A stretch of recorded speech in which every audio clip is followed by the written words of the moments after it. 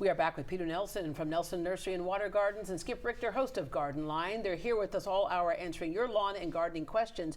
You can call in at this number, 713-533-5230. Again, 713-533-5230. All right, Carol says, what can I grow in this small planter box? It's in a mostly shaded area with good composted soil. My black-eyed Susan thrived for about a month, then fried in the heat. Any other suggestions?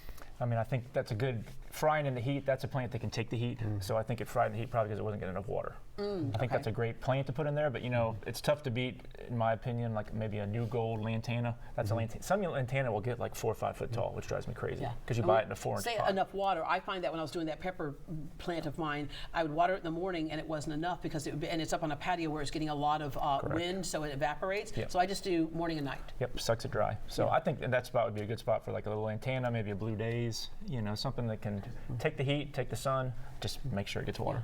Get water. Get water. He's like, just get yourself a drink of water. All right. Keisha says, a large oak tree in my yard has started leaning and some of its roots are sticking out of the ground. How can I tell whether it's becoming dangerous, and when should I call in an arborist?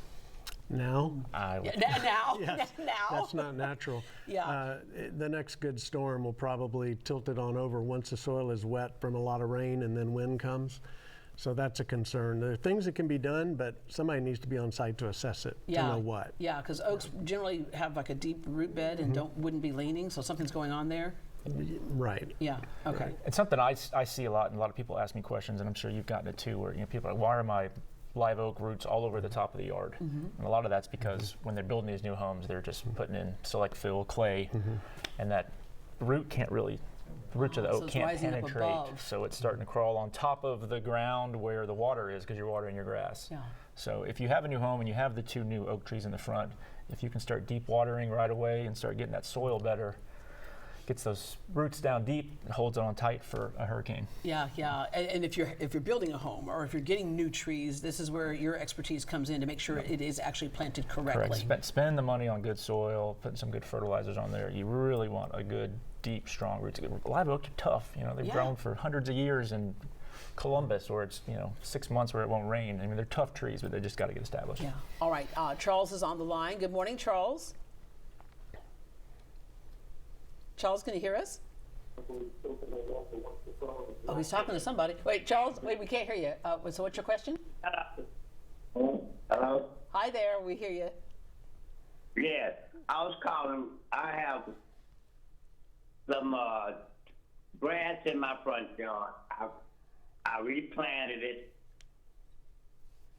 about 3 or 4 times. Got green lawn, come and put stuff down. And the grass will not take. And I put new soil, and it will not grow under the oak tree in my front yard. So growing under the oak tree, so now we know that there's probably shade involved, Probably shade, yes. Shade, sun is the solar panel that allows the plant to feed itself and to grow. And as sunlight goes down, the plant's vigor, the plant's ability to recover, the plant's resilience goes down. So you kind of hit a point where it's hanging on, and then add a little foot traffic or some soil compaction to it, and it starts going downhill. So it may be necessary to, a picture would be helpful here, but it may be necessary to have somebody come out and look at it. Perhaps something can be done with the tree to bring a little more light in, or perhaps you need to turn it into a shade-loving ground cover. And there are times that you'll do something like a decorative foliage around the tree that can handle, that does better in the shade, right? Correct. You know, plants, you'll see it, especially in like the memorial area, Asian jasmine, you see around trees a lot. I like using sandy leaf fig.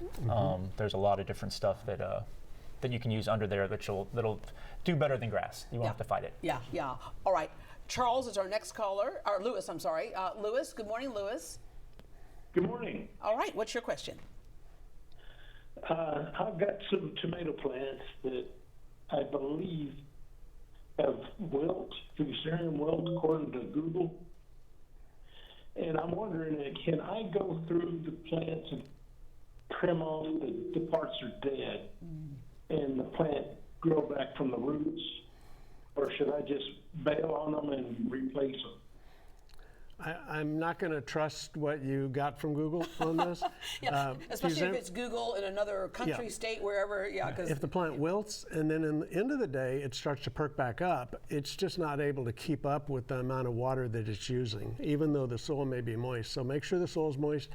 If it's wilting and not recovering, this is almost like a post-mortem, but if you take a stem of the plant, especially toward the base, and you slice through it with a knife and you see brown staining like an old cigarette filter, that is the fusarium wilt that they said it was. But I wouldn't give up on it just yet. Yeah. Let's see if we can water it, perk it up, and just expect some midday wilting from a tomato. what about Should the he question prune of off the dead areas? the dead So areas? It won't help to prune those off. I mean, if it's dead, it's dead. We can't bring it back to life. But if fusarium wilt is down in the soil in the roots and it's plugging the plumbing, that's why the plant's wilting. Okay. With that said, oftentimes that's what we do. And some things like, I have this some cactus plants and stuff, and I'm like, oh, you didn't make it, and I just kind of Yeah. cut it off. Should we be cutting stuff off? Are we exposing that leaves after we cut it off to the heat and stress when we do that? When you remove dead stuff, it's not a wound. If you cut into living, then it's a wound. Yeah. So the potential for an infection to occur could happen then. Yeah, because I'm But cutting if- off the dead edges Yeah, on it. if trying you're to just reshape taking away dead, it's like a haircut, clipping like- your fingernails. I mean, it's not. It's gone. It's not making a wound. Let it go. All right. Jordan has a question here. I keep seeing indoor hydroponic gardens that grow plants in water instead of soil, so that way you don't have to worry about if you're watering it enough, right? Is the produce just as nutritious as food grown outdoors? I would say yes, huh? If you're putting the right stuff in there. It could be, yeah. If all the right stuff is in there, your plants will take up a lot of things that maybe the plant doesn't need to survive, but would be helpful for human nutrition. So I like the natural way. I'm always make the soil right and do that.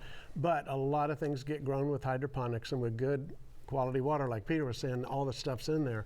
Yeah, you can have a nutritious vegetable. All right. More answers to your garden questions after the break.